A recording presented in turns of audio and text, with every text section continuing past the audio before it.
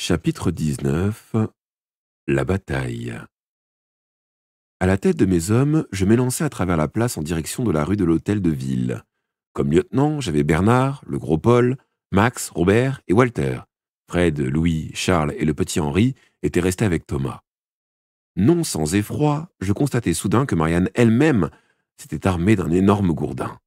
Les cheveux au vent et en faisant de furieux moulinets avec son arme, elle marchait derrière Thomas, qui, tout au feu de l'action, ne s'était aperçu de rien. De toutes mes forces, je hurlai « Marianne, rentre immédiatement dans la mairie !» Mais il était déjà trop tard. Au coin de la rue des Moines surgit une horde de pirates qui s'élançait à l'assaut avec des cris furieux. Jean Krog, le fils du maire, venait en tête de la colonne et excitait ses hommes de la voix et du geste.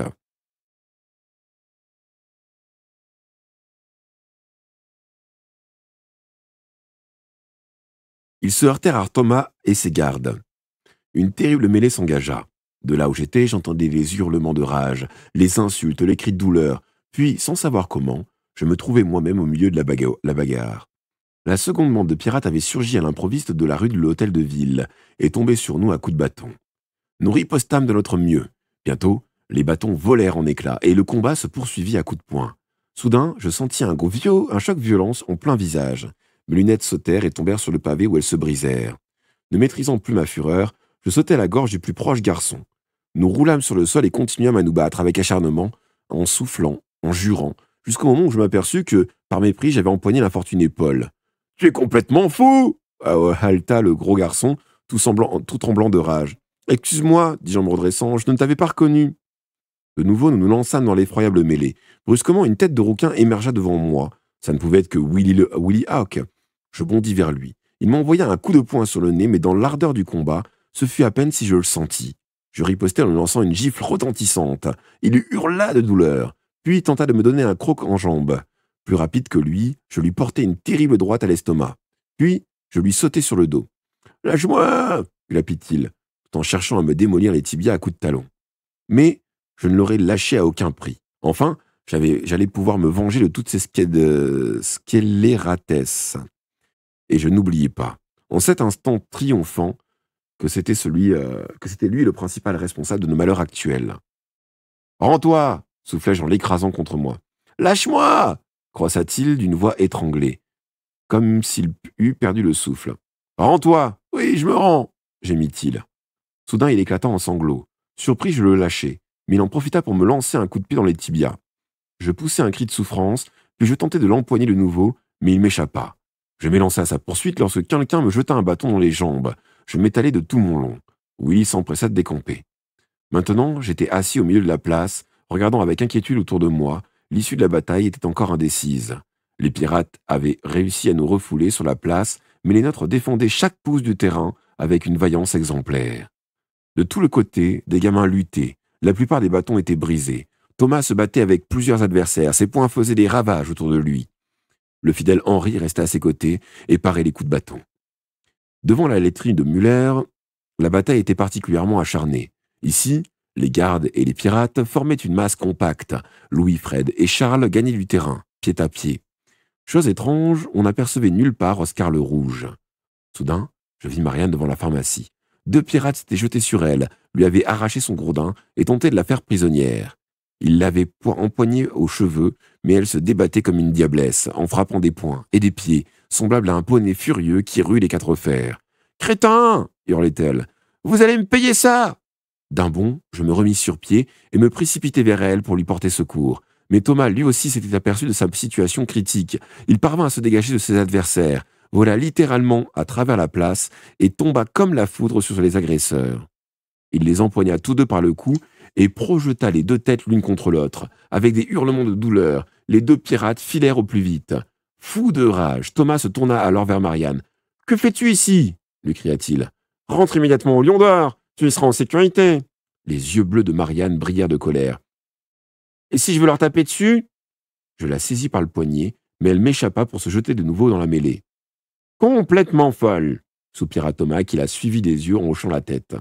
Mais sa colère était tombée, et je discernais dans son accent comme une secrète admiration.